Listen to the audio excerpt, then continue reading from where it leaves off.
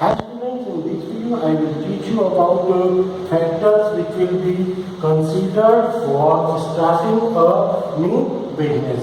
इस वीडियो में हम उन फैक्टर्स के बारे में पढ़ेंगे कि जिन्हें हमें कंसीडर करना क्या होता है, कंपलसरी होता है जब हम क्या करते हैं, किसी नए बिजनेस को स्टार्ट करते हैं.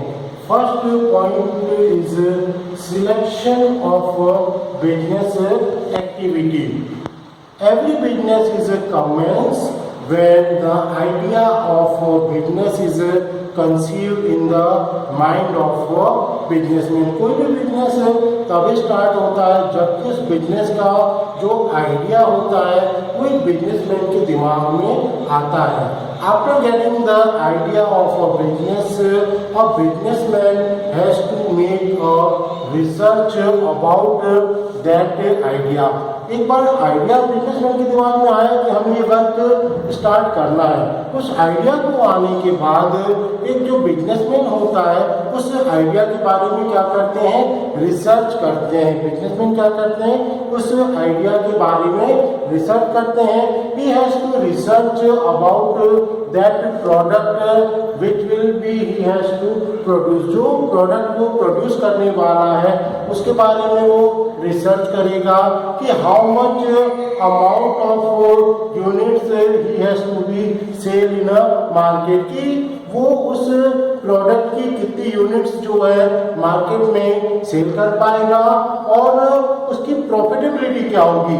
जो प्रोडक्ट वो बना रहा है, जो प्रोडक्ट वो सेल कर रहा है, उस प्रोडक्ट को सेल करने के बाद उसकी प्रॉफिटेबिलिटी क्या होगी. इन सब चीज़ों को, इन सब फैक्टर्स को एक बिजनेसमैन को क्या करना पड़ता है, कंसीडर करना होता है. Second point is the location of a business. Location of a business play a very vital role in a success of every business. Location of a business play very vital role in the success of any business. So it is a very important factor which will be considered when we have to start our business. Every businessman wants appropriate location. कोई भी जो businessman होता है वो अच्छे से अच्छे location की क्या करता है, रिक्वायरमेंट रखता है जब वो अपने बिजनेस को स्टार्ट करना चाहता है. Location should be that kind that raw material, wages and power supply for business will be provided easily.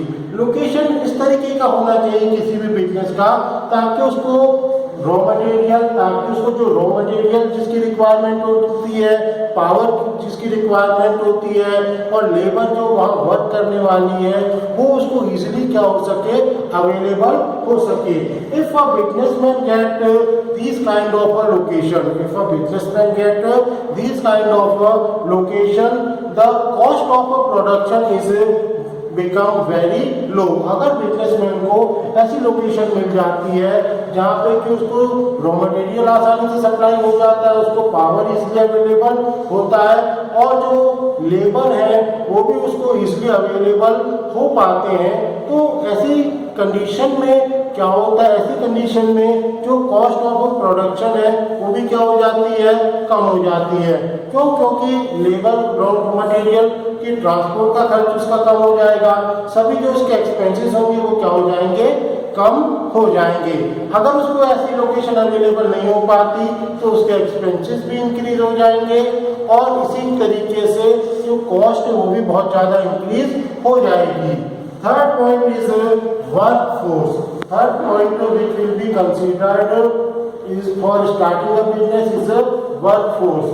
In every or any organization,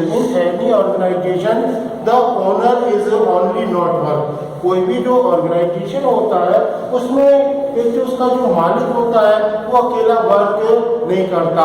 a large number of people work, a large number of people skill और semi skill और unskill people work in an organisation.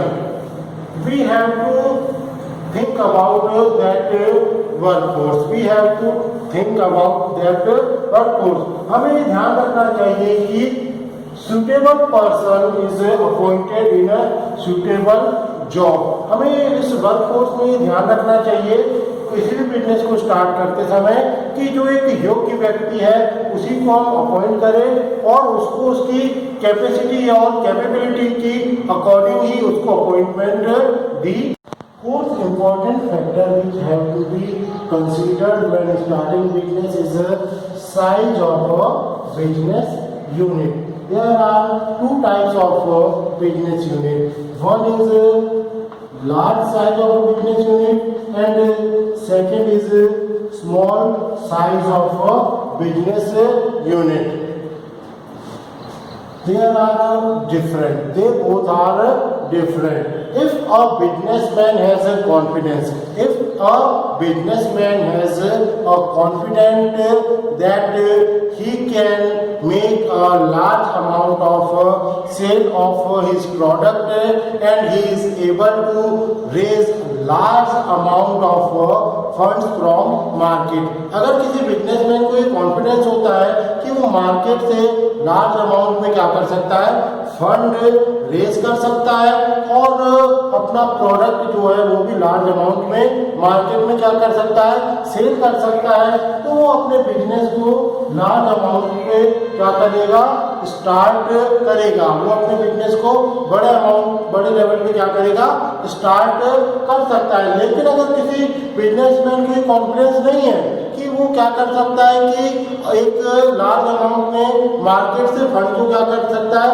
Raise करेगा, इस बात का उसको confidence नहीं है, तो अगर और वो स्टार्टर है, वो नए आइडिया के साथ क्या कर रहा है, बिजनेस को स्टार्ट कर रहा है, तो हमेशा अगर कोई नए आइडिया के साथ बिजनेस को स्टार्ट कर रहा है और उसको इतना अपने बिजनेस के ऊपर कॉन्फिडेंस नहीं है कि वो आइडिया के ऊपर कि वो ज़्यादा अमाउंट में फंड रेज कर सकेगा, तो ऑलवेज उसको क्या करना चाहिए, जो बिजनेस की जो यूनिट वो लगा रहा है उसको स्मॉल लेवल पे उस यूनिट को इस्टेब्लिश करना चाहिए स्टार्टिंग के साथ, और फिर टाइम और उसको अपने बिजनेस को उसको क्या करना चाहिए, एक्सपेंड करना चाहिए. इस तरीके से हम कह सकते हैं कि जो साइज ऑफ अ बिजनेस का यूनिट है वो भी एक ऐसा फैक्टर है जिसको हमें कंसीडर करना चाहिए एक अपने बिजनेस को स्टार्ट करते टाइम.